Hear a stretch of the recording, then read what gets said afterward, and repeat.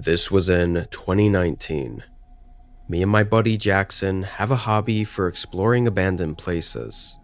I guess we were urban explorers, but we weren't really the type to do anything too illegal, or at least nothing too risky, which usually meant finding places further out from the city and in more remote areas. For this one, Jackson and I had found a small Reddit thread of a fire lookout tower posted in the community for abandoned places in our state. The OP didn't mention where it was though, and seemed like he was trying to keep it from being too available to everyone online. I tried my luck at messaging him directly, and although he was hesitant, I eventually was able to get the coordinates from him, so long as I didn't pass it around to everyone else and ruin the spot. When we looked it up on maps, we could see there was a structure there, so it all looked legit. There weren't any other posts or anything on it though, so it really seemed like the place was completely forgotten. We packed up and headed out there on a Monday morning. Getting there was a bit sketchy. No trails really, and no clear sightlines of where we were headed. Just had to trust the GPS. The woods also had this really strange feeling. If Jackson wasn't there with me, I 100% would have booked it out of there and never looked back, just from the feeling alone. Jackson also said he felt off, but we still continued walking. All the way up until just about a minute from the fire lookout, there were no signs whatsoever that we were even remotely in the right place, or going in the right direction. No signs of trails, footpaths, or views of the structure. Nothing. It wasn't until we were literally 30 feet from it that we even saw it for the first time. We reached a clearing in the trees, and on the hill was, well, the lookout tower. It wasn't exactly the kind we were hoping for, but I was just happy it existed and the GPS got us there.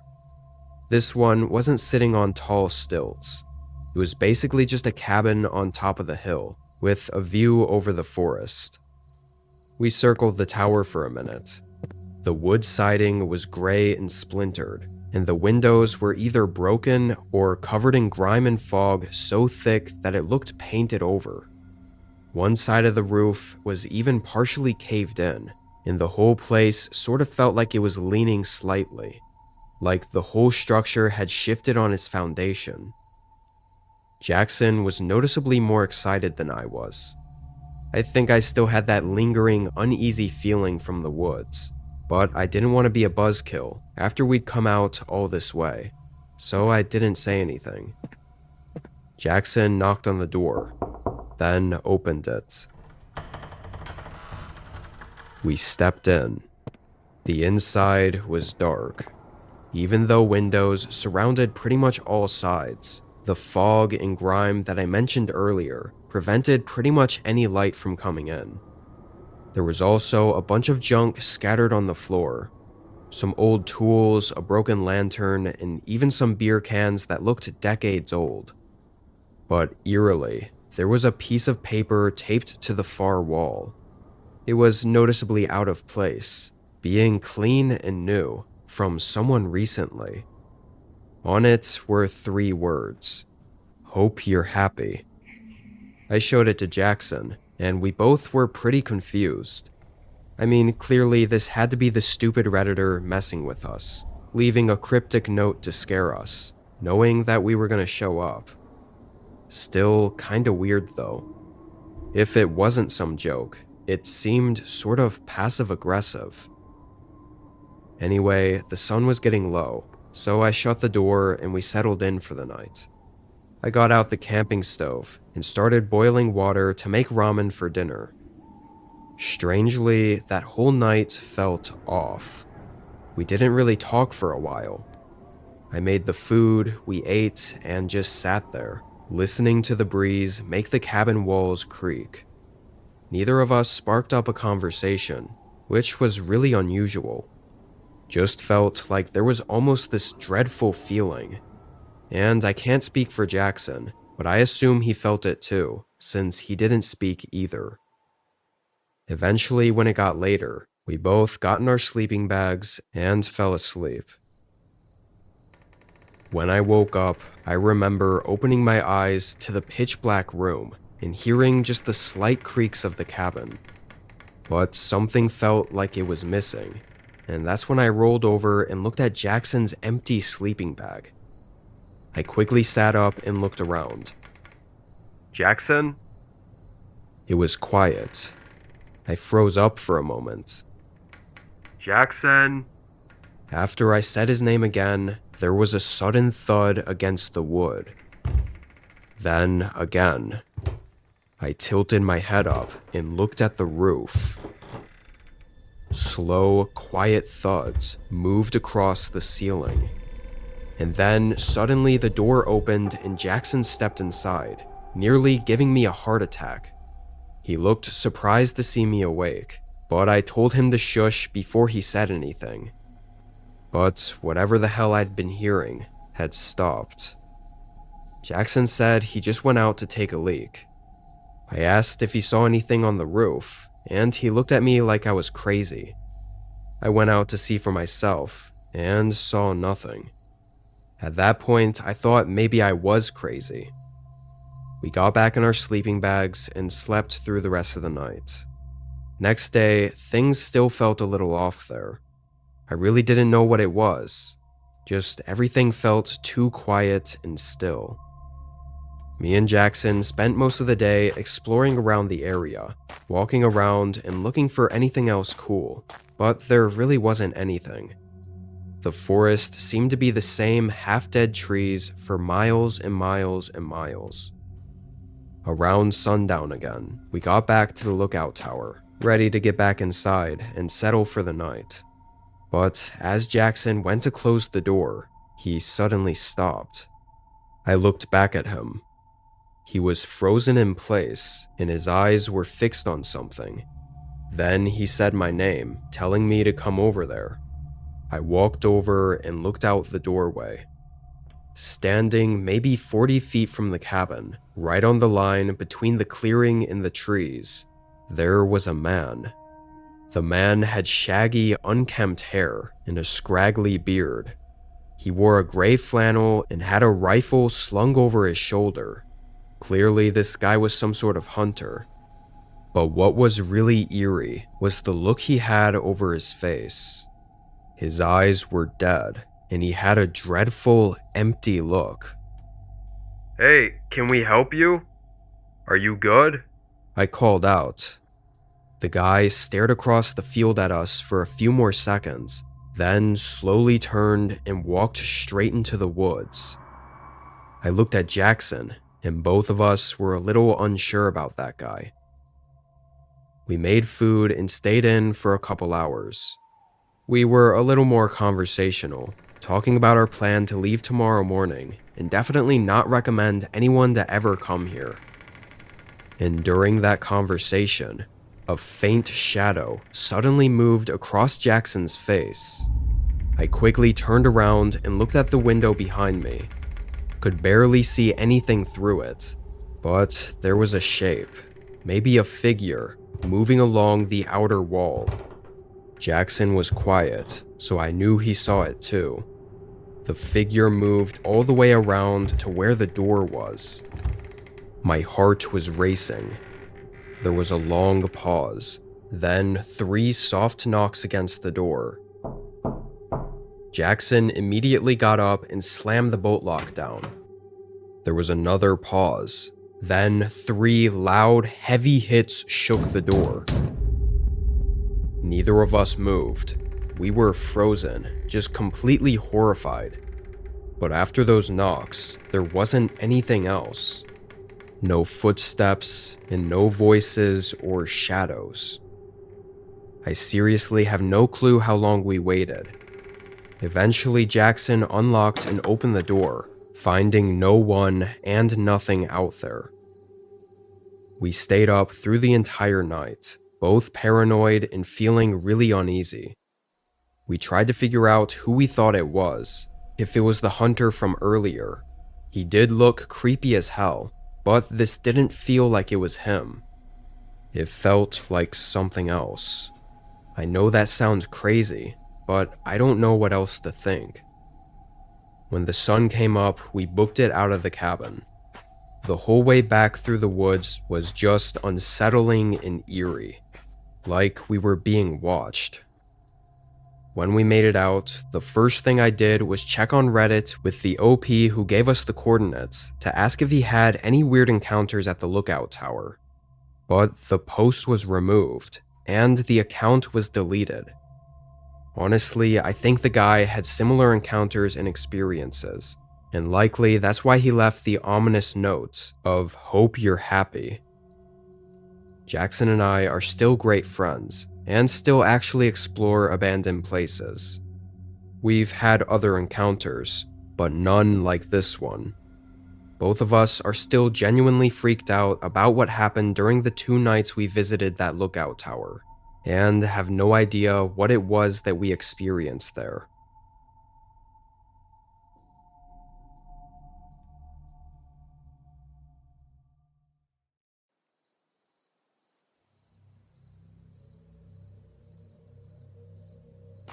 I'm keeping my name anonymous for privacy reasons, but this happened just 5 years ago.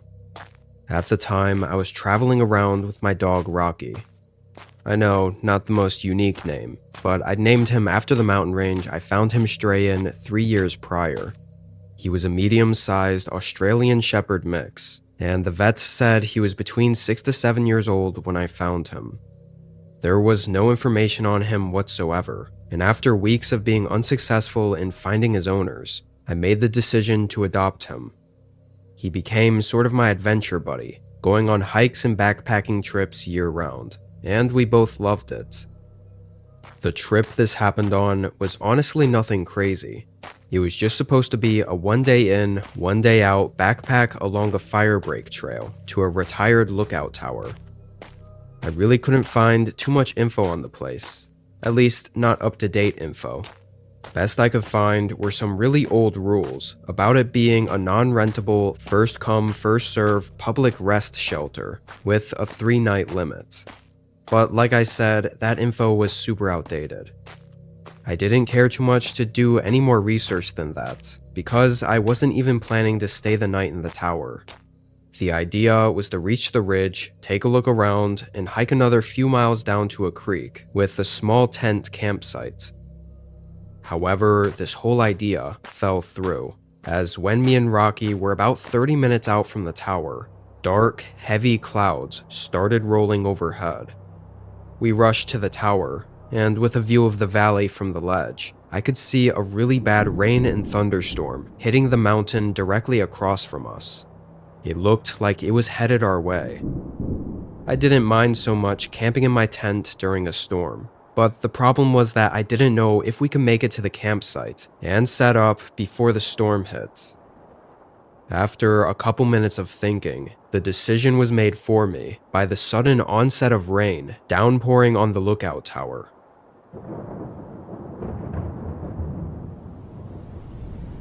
So I decided to hunker down inside the tower with Rocky, at least to let the storm pass. It was then that I got a really good look at the place. It was mostly what I expected. White paint thinning on the walls, a rusted stove built into the corner, and aside from that, completely empty.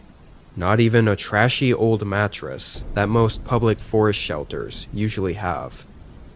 Within minutes, the storm hit twice as hard. Rain was coming down so heavy I couldn't even see the forest past the windows, and I could feel the wind cutting inside between the gaps in the wood. The tower had a bit of give to it as well, swaying a bit every time a gust of wind would hit it, and it didn't look like it was slowing down anytime soon. I laid out my sleeping bag to make a more comfortable rest area, then took out my dinner stuff and made a little freeze-dried meal. Rocky was pretty shaken by the storm though. He wouldn't settle, pacing near the door with his tail tucked and quietly whining. He never liked storms, but this one definitely made him feel worse than usual. Thought it was probably the movement of the tower, or maybe even the height. I called him over and had him sit next to me so I could pet him to quiet him down and get him to relax a little. But when it was just the sound of the rain drumming on the roof, I heard something else. It was a faint, hollow thunk sound, like something metal shifting beneath the floor. It was subtle enough to blend in with the rain, and only noticeable during short periods where the rain would slow down a bit. After a minute or two, though, I couldn't hear it anymore. Or maybe my mind drowned it out. I'm not really sure. Eventually, I laid down and Rocky burrowed in the sleeping bag with me. The rain and thunder started to feel comforting, I guess, and I fell asleep. Next thing I knew, I woke up and checked my watch, seeing it was just past 2 a.m. And right away, something was missing. The noise of rain and everything. It was just silent. I sat up, realizing Rocky wasn't in my sleeping bag anymore. He was over by the door, giving me that look like he needed to go out, and quietly whining again. I took a moment, then got up and put my shoes on and grabbed the flashlight. I opened the door and stepped outside with him, walking down the creaky steps and letting him roam the field between the tower and the forest.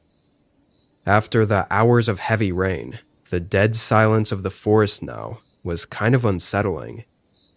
I stayed near the tower, just keeping my flashlight on Rocky as he did his business.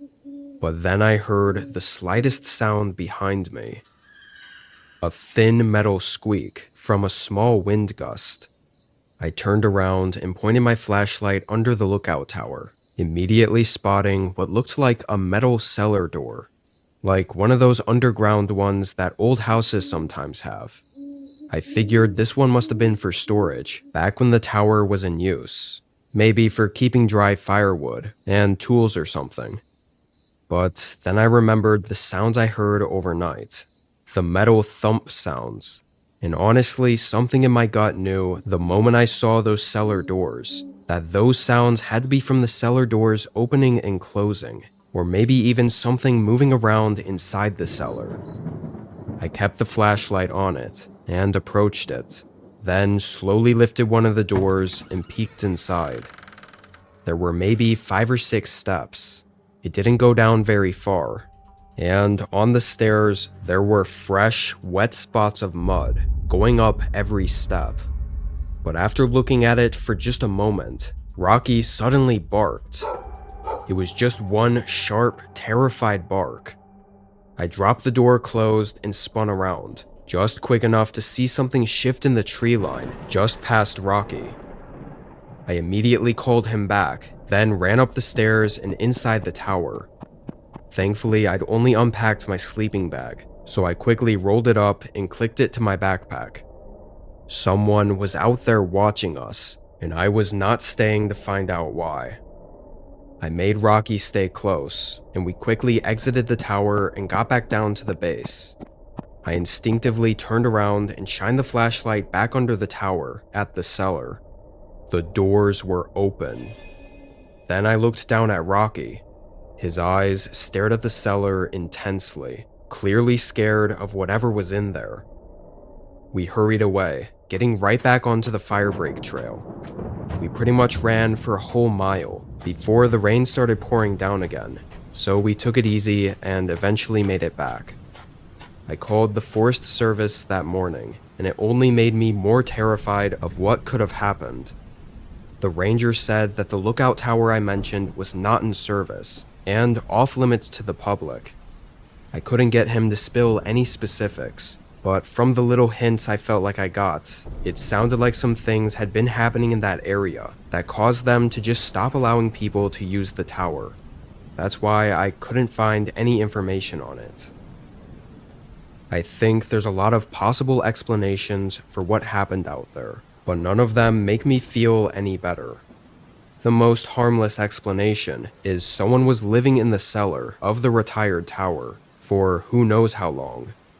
But even then, why did they leave in the middle of the night? And why were they watching us from the trees? It's been a while, so I've mostly come to terms with not having any answers. But I think the chances are slim that if I hadn't have left, nothing else would have happened.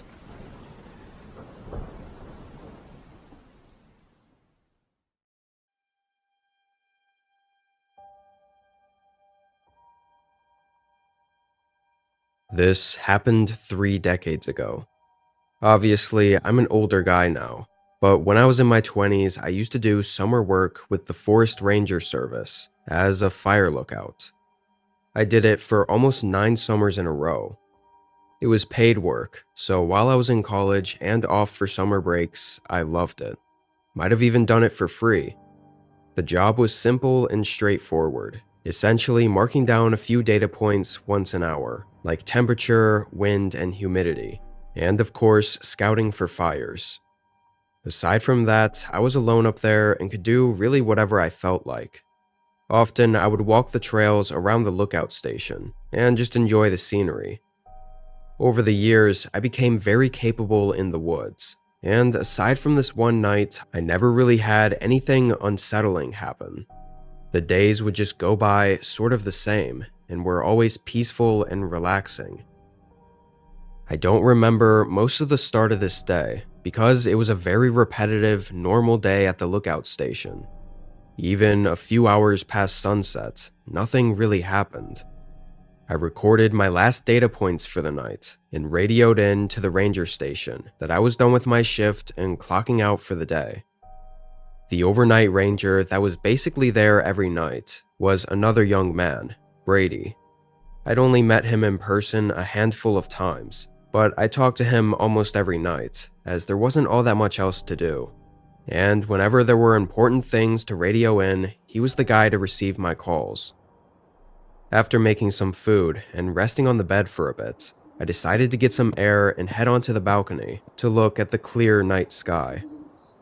Took all but half a second to notice a bright, flickering light below the tower. It was just in the trees, not more than a quarter mile from me.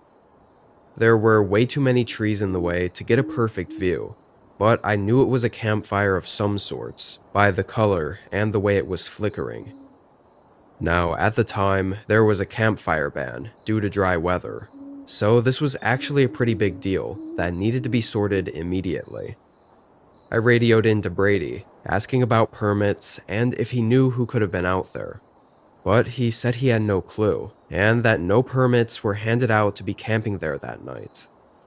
I told him exactly where it was, and that it was strangely close to my lookout station. Brady told me since it was so close to just go let the campers know to put it out and to not even worry about making them leave or anything, even though they didn't have a permit to be in the area. So I took my radio and my flashlight and headed down the stairs, then began walking toward the campfire. Really, I never felt too worried heading out there. The walk was like 5 minutes, and I figured it would all go over easy. Again, I wasn't forcing them to leave. I was just there to tell them to put out the fire. After a short walk, I got to the campsite. But it really wasn't a campsite at all. It was just a fire, with no one around it. Worse yet, it was more of a bonfire. Pretty much just some logs stacked up on the ground and lit on fire. Almost like whoever it was using it to get my attention. I called out a few times, but got no responses. I remember starting to get creeped out, shining my flashlight around for a few minutes. The whole forest was quiet though, and it didn't seem like anyone was around. I radioed into Brady, telling him that nobody was around here, and that I thought it might have been some sort of prank to kind of lead me into the woods for no reason. But Brady didn't respond. I radioed again, but it was just static, which in my 9 years of doing this, I'd never not gotten a response. I knew this was not normal. A chill hit my body, and I kicked over the logs and buried the fire, then hurried back through the woods to the lookout station. I was shining the light around frantically, questioning why I even listened to him and went out there. When I made it back, I ran up the stairs, and right when I got to the top, my stomach tightened and my heart started racing. The whole place was ransacked. I had never felt so terrified and fearful in my entire life. I quickly used the main station radio to try contacting Brady again, But with no luck, I then radioed in to authorities that something really weird was going on. I didn't know what to say, but that someone was trespassing and messing with our stuff. I had to make the decision to either stay at the lookout or hike out of there. And even though it was dark, I chose to hike out. I felt like staying, knowing there was no way out if whoever was out there came back, was the more risky option. The hike was a well-defined trail 3 miles down to the ranger station, where Brady was stationed at, and then another mile to the road. I barely packed anything, and quickly left. The whole hour of hurrying through the woods was awful. It was so quiet that every step I made felt like it was giving me away. But I felt relief when I saw the dim lights outside of the ranger station. I called out Brady's name as I approached it, until I noticed the door was wide open. I walked inside, and Brady wasn't there. From the looks of it, he had walked outside for some reason, maybe to check on something he heard, then just vanished. I was out of there within seconds, running to the road and eventually meeting the cops there a few minutes later. They searched a huge perimeter over the next few days. Brady was never found. The whole fire thing was some sort of planned distraction, and I'm assuming they did something near Brady as well to get his attention and get him out of the cabin. Then again, I'm not sure. To be fully transparent, the state kept everything tightly under wraps because this happened in a fairly big touristy park in the state. Back then, I guess it was way easier to keep it all hush. You'd be surprised how often things would just go unheard, let alone when the state didn't want it to be known. That was the year I stopped going there during the summers, and as far as I know, nobody else ever worked at that tower after me. The listing didn't show up any years afterward. Even all these years later, though, I still constantly wonder what really happened that night, and how close I was to going missing just like Brady did.